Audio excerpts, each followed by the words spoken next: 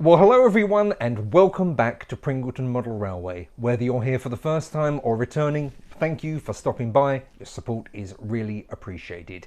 It's not just the layout that's had an upgrade over the summer. We have as well the t-shirts and the mugs as well. Job. What's not to like? Now, this episode we are going to be taking a look at the DMU workhorse of the fleet, our Class 156 Super Sprinter. Nice. Absolutely. So sit back, pour yourself a drink and enjoy. Welcome once again to the Pringleton Model Railway.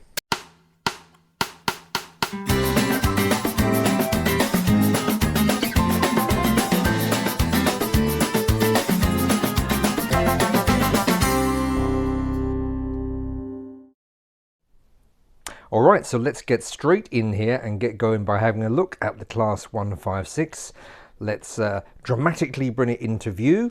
Now, I think this Hornby model was based on the old Lima tooling, but it's certainly very nice indeed and runs a treat, as we will see in a bit. Here she is in Central Trains livery, so it's a two-car job with a close coupling arrangement down there between the power car and the dummy car, and a nice, well, in my opinion, a nice job there on the connecting corridor piece.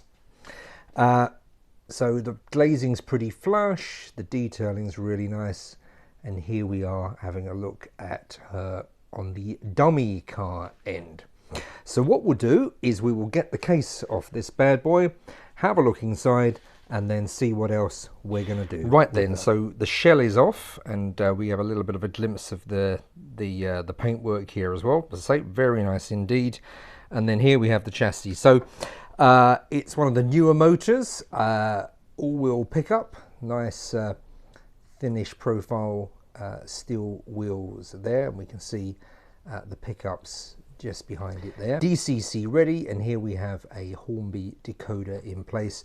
Wires are really thin in these. This has failed once before, and it turned out it was just one of these tiny wires had become detached from the pickup down there, so that needed to be resoldered back in place. But I've seen quite a few of these for sale on eBay and on Facebook Marketplace saying non-runner, so if you fancy gambling on one of those, pick it up for a few quid if you can and just see if it's a cable that's broken off. So a nice heavy weight in this as well, and there we see the cables going down to the pickup at the other end.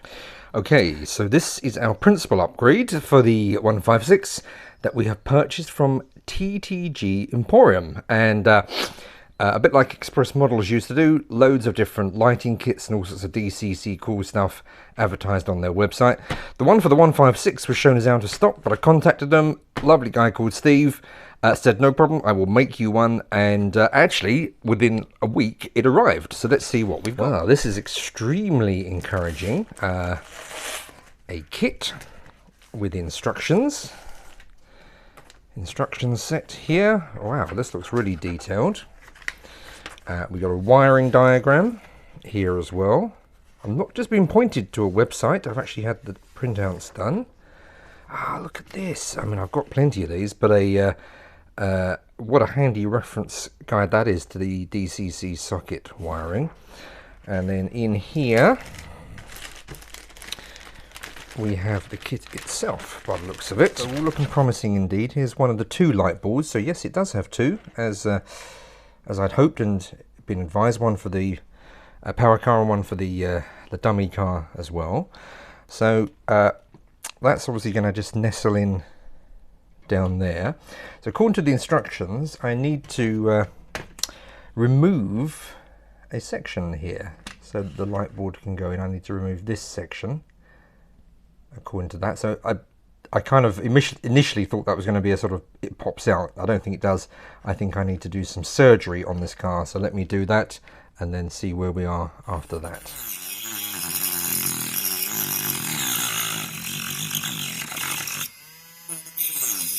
So the light board will slot in there pretty much like that.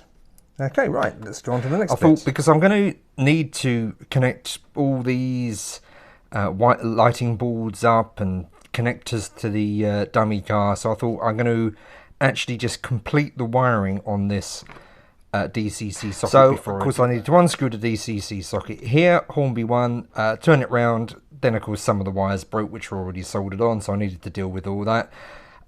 Connected up 4 missing colours, correctly coloured here as well, ready for that. But of course some of the wires broke, then some of the solder pads crossed over, so I made it the short connection, so I had to sort all that out, which took an unnecessarily long period of time, but I've done it now.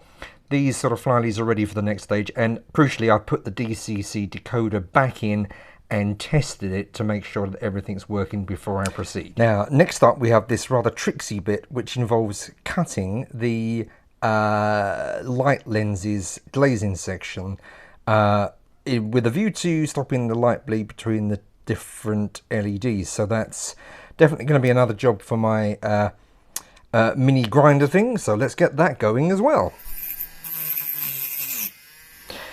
Now the final bit of this phase has been, as instructed, to paint around those cuts I made with black paint to avoid light bleed. Okay, so the glazing unit's back in there, and what I've done is I've actually filed off the back of it flat so that the lighting board is going to fit flush up against it. I have pushed it all together and I have tested it, and I'm going to refit that once I'm done.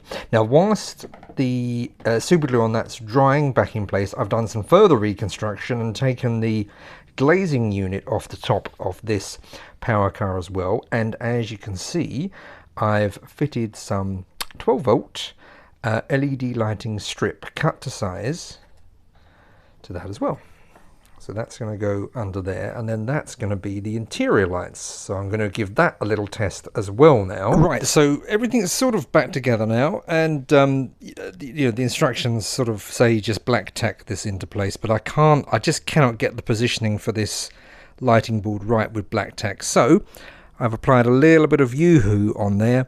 I'm going to position that with the lights on, so it sticks onto the back of the glazing board. Now I suspect that's probably not perfect, but I'd rather do that than super glue, but it should give the right sort of reasonably permanent fixing, so I'm not going to be taking the case off of this too much. So let's get that in position, and fingers crossed and hope. So then a bit of soldering has taken place, a bit of tidying has taken place, a bit of heat shrinking, and a bit of black tacking has taken place, and this has all gone back together really well actually.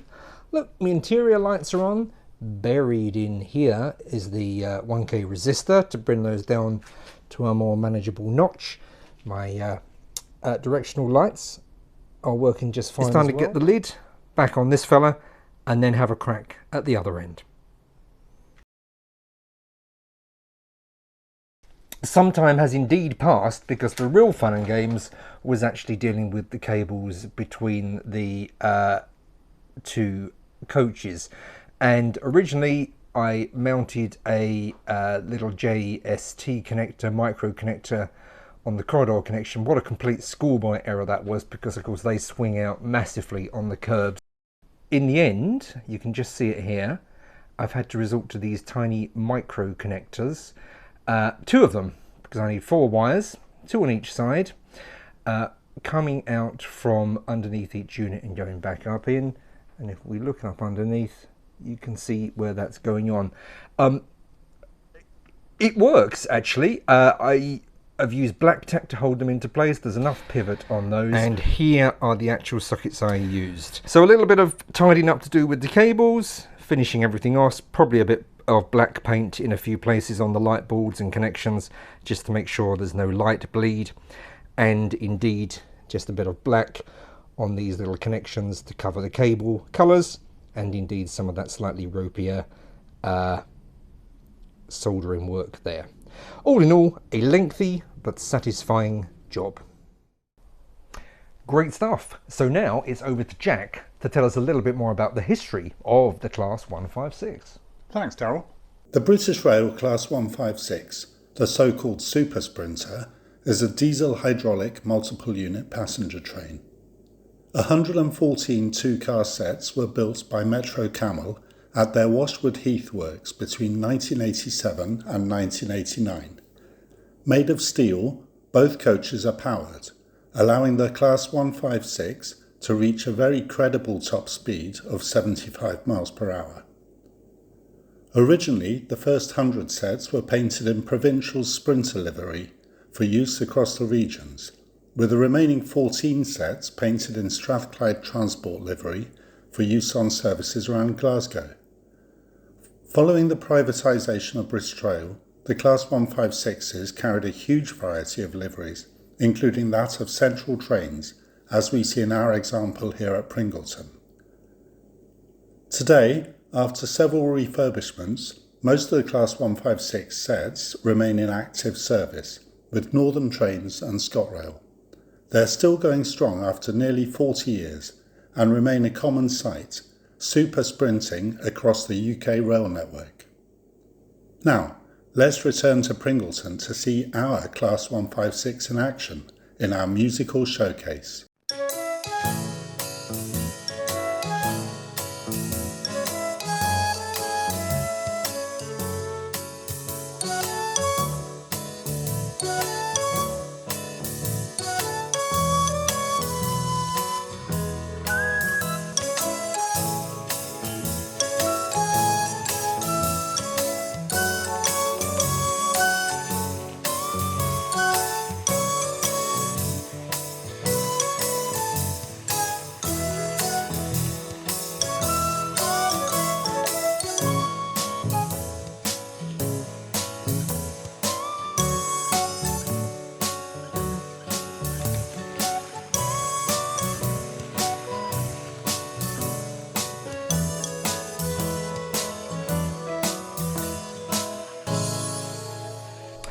So there we have it, our really quite nice Class 156 model and an interesting bit of insight into the history, Jack. Yeah, I'm sure lots of us have got fond memories of travelling in those. Absolutely. So that about wraps it up for this episode. If you've enjoyed it, please don't hesitate to like, comment and subscribe. Your support really makes a difference to us, much appreciated. And why not check out some of our other episodes as well. We will look forward to seeing you next time, but until then, take care and cheerio. Bye for now. Bye.